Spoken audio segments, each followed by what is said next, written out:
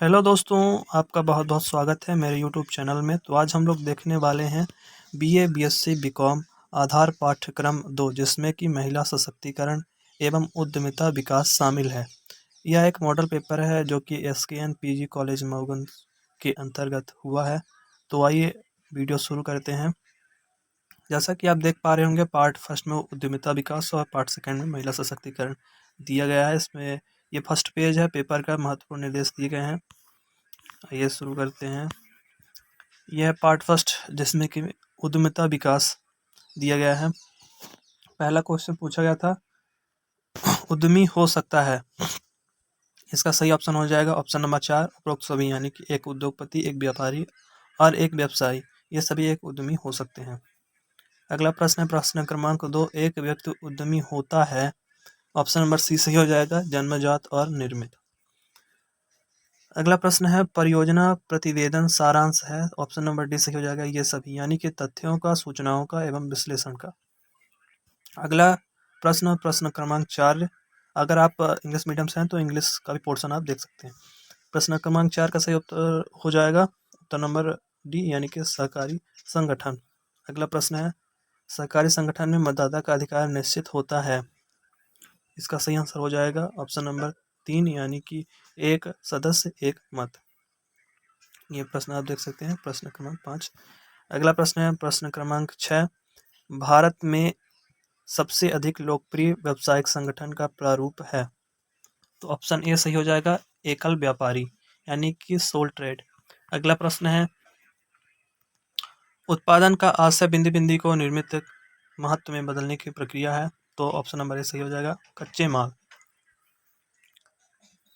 अगला प्रश्न है उपभोक्ता प्रबंधन पर किया गया व्यय है।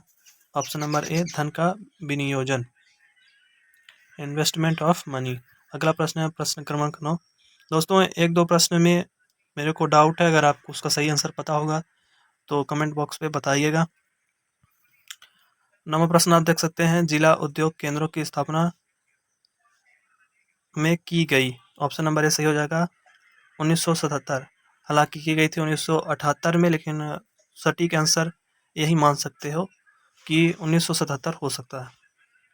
अगला प्रश्न है प्रश्न क्रमांक 10, निम्न में से किसको नए उद्योग खोलने हेतु पर्यावरण निकासी के लिए संपर्क किया जाता है। प्रश्न क्रमांक 10 का सही उत्तर हो जाएगा सी नंबर, यानी प्रदूषण नियंत्रण मंडल, पॉल्यूशन कंट्रोल बोर्ड। अगला प्रश्न है प्रश्न क्रमांक 11, मध्य प्रदेश खादी एवं ग्रामोद्योग बोर्ड की स्थापना किस वर्ष में की गई। 1990 में की गई थी। ऑप्शन इसमें नहीं मिला, मतलब 1990 इसका सही आंसर होगा, लेकिन ऑप्शन में नहीं दिया गया। आइए चलते हैं अगले प्रश्न की ओर। प्रश्न क्रमांक 12, मध्य प्रदेश वित्त निगम का मुख्यालय निम्न में किस शहर में स्थित है। तो इंदौर, ऑप्शन नंबर ए सही हो जाएगा।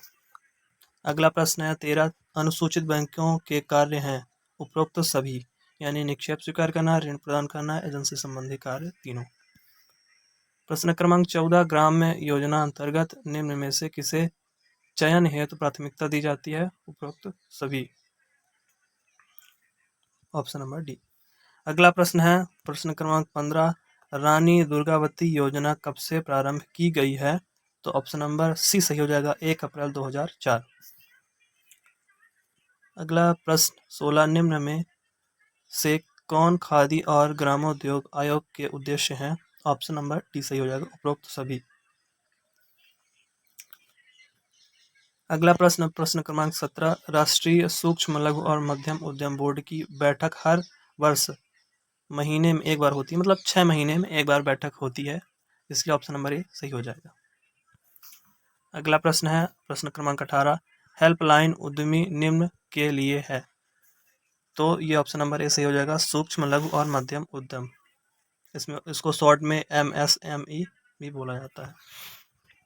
अगला प्रश्न प्रश्न क्रमांक 19, निम्नलिखित में से कौन सा एक सूक्ष्म वित्त कार्यक्रम है। तो ऑप्शन नंबर बी सही हो जाएगा, स्वयं सहायता समूह, सेल्फ हेल्प ग्रुप। प्रश्न क्रमांक 20, निम्नलिखित में से कौन सा बैंक मुख्य रूप से MSME यानी सूक्ष्म लघु और मध्यम क्षेत्र के विकास पर केंद्रित है। तो इसका सही ऑप्शन हो जाएगा ऑप्शन नंबर डी, भारतीय लघु उद्योग विकास बैंक। इसको शॉर्ट फॉर्म में सिडबी बोला जाता है, small industries development bank of India. अगला प्रश्न है प्रश्न क्रमांक 21, निम्न में से कौन से वित्तीय साधन हैं? तो ऑप्शन नंबर डी सही हो जाएगा। उपरोक्त सभी राजकोषीय वित्त, जमा का प्रमाण पत्र और वार्षिक पत्र, ये तीनों। अगला प्रश्न प्रश्न क्रमांक 22, वस्तु एवं सेवा कर एक है, तो ये एक अप्रत्यक्ष कर है यानी इनडायरेक्ट टैक्स। प्रश्न क्रमांक 23, नाबार्ड का पूर्ण रूप क्या है? नाबार्ड बैंक है, इसका पूर्ण रूप पूछ रहा है। तो ऑप्शन नंबर ए सही हो जाएगा, national bank of agriculture and rural development. प्रश्न क्रमांक 24 की ओर चलते हैं। नरेगा योजना का खर्च केंद्र और राज्य के बीच किस अनुपात में वहन किया जाता है? ऑप्शन नंबर सी सही हो जाएगा, 75:25। प्रश्न क्रमांक 25, आमतौर पर एक स्वयं सहायता समूह का प्राथमिक उद्देश्य क्या है? ऑप्शन नंबर ए सही हो जाएगा, समूहों को सूक्ष्म वित्त प्रदान करना। अगला प्रश्न है प्रश्न क्रमांक 26, निम्नलिखित में से किसने 19 अप्रैल 2021 को स्टार्टअप इंडिया सीड फंड योजना शुरू की थी? तो इसका सही ऑप्शन हो जाएगा option number D, Piyush Goyal. अगला प्रश्न है प्रश्न क्रमांक 27, प्रधानमंत्री उज्ज्वला योजना कब शुरू की गई थी? तो इसका सही आंसर हो जाएगा ऑप्शन नंबर डी, मई 2016, 1 मई 2016 को शुरू की गई थी और इसका मोटो था स्वच्छ ईंधन बेहतर जीवन। अगला प्रश्न क्रमांक 28, अल्पकालीन वित्त का उदाहरण है, उपरोक्त सभी हो जाएगा। साहूकारों से ऋण, ग्राहकों से अग्रिम और नगद साख, ये तीनों अल्पकालीन वित्त के उदाहरण। अगला प्रश्न, दीर्घकालीन वित्त की मदद नहीं है, ऑप्शन नंबर डी सही हो जाएगा, फर्नीचर। निम्नलिखित तत्व मूल्य निर्धारण को प्रभावित करता है, तो ये तीनों मूल्य निर्धारण को प्रभावित करते हैं, यानी वस्तु की लागत, वस्तु की मांग और प्रतियोगी मूल्य। ऑप्शन नंबर डी सही हो जाएगा। प्रश्न क्रमांक 31, खातों के परीक्षण हेतु हम बनाते हैं, ऑप्शन नंबर डी सही हो जाएगा, तलपट, ट्रियल बैलेंस। प्रश्न क्रमांक 32, उद्यम की पंजीयन कराने से लाभ होता है, उपरोक्त सभी, उद्यमी को, उद्यमिता को, सरकार को, तीनों को लाभ होता है। ऑप्शन नंबर डी सही हो जाएगा। अगला प्रश्न क्रमांक 33, जन निक्षेप वित्त का बिंदी बिंदी स्रोत है, ऑप्शन नंबर बी सही हो जाएगा, अल्पकालीन स्रोत यानी कि शॉर्ट टर्म। अगला प्रश्न क्रमांक 34, संसद के किस अधिनियम के तहत महात्मा गांधी राष्ट्रीय ग्रामीण रोजगार गारंटी योजना अस्तित्व में आई, यानी कि नरेगा, इसको शॉर्ट फॉर्म में नरेगा भी कहते हैं। तो ये 2005 का अधिनियम है जो 2006 में लागू हुआ था। ऑप्शन नंबर सी सही हो जाएगा। अगला प्रश्न, निम्नलिखित में से कौन स्वयं सहायता समूह में बचत और ऋण गतिविधियों के बारे में सबसे महत्वपूर्ण निर्णय लेता है? ऑप्शन नंबर सी सही हो जाएगा, स्वयं सहायता समूह के सदस्य, member of self help group. निम्नलिखित में से कौन एक तृतीयक आर्थिक गतिविधि है? तो ऑप्शन नंबर सी सही हो जाएगा, व्यापार यानी ट्रेडिंग। प्रश्न क्रमांक 37, भारतीय लघु उद्योग विकास बैंक द्वारा निम्न में से कौन सा पोर्टल शुरू किया गया था? ऑप्शन नंबर ए सही हो जाएगा, उद्यमी मित्र पोर्टल।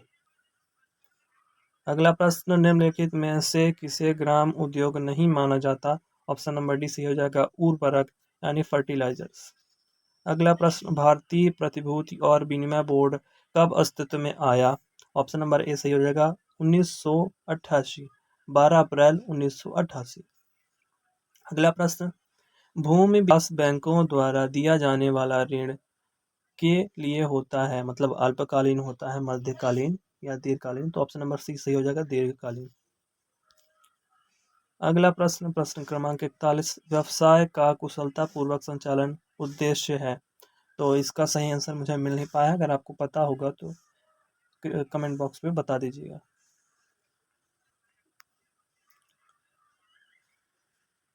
अगला प्रश्न, जिला उद्योग केंद्र कौन सी संस्था है? तो ये एक सरकारी संस्था है यानी गवर्नमेंट। अगला प्रश्न क्रमांक 43, मध्य प्रदेश वित्त निगम की ऋण देने की अधिकतम सीमा क्या है? 1.5 करोड़। ऑप्शन नंबर सी सही हो जाए। अगला प्रश्न क्रमांक 44, प्रधानमंत्री रोजगार योजना का संबंध है, उपरोक्त सभी, ऑप्शन नंबर डी सही हो जाएगा। शिक्षित बेरोजगार से, ग्रामीण बेरोजगार से, बेरोजगार महिलाओं से, तीनों से। प्रश्न क्रमांक 45 प्रेरणाओं के प्रकार हैं। तो प्रेरणाओं के इसमें ऑप्शन नंबर सी सही हो जाएगा। ऑप्शन नंबर सी सही है इसका, यानी कि वित्तीय और अवित्तीय दोनों प्रेरणाओं के प्रकार हैं। प्रश्न क्रमांक 46 ब्याज अनुदान किन क्षेत्रों में स्थापित उपक्रम को किया जाता है? ऑप्शन नंबर बी सही हो जाएगा, ग्रामीण क्षेत्र, विलेज एरिया। प्रश्न क्रमांक 47 स्थायी पूंजी के प्रकार हैं। तो कोई नहीं, ऑप्शन नंबर डी सही हो जाएगा, नॉन ऑफ द एबव। प्रश्न क्रमांक 48 द्विप्रविष्ट प्रणाली का प्रारंभ हुआ था। तो किस देश से प्रारंभ हुआ था? इटली से, ऑप्शन नंबर डी सही हो जाएगा। और इसके जन्मदाता हैं लुकास पेसियोली। प्रश्न क्रमांक 39 मतलब 49 में है प्रमाणीकरण की समस्या है।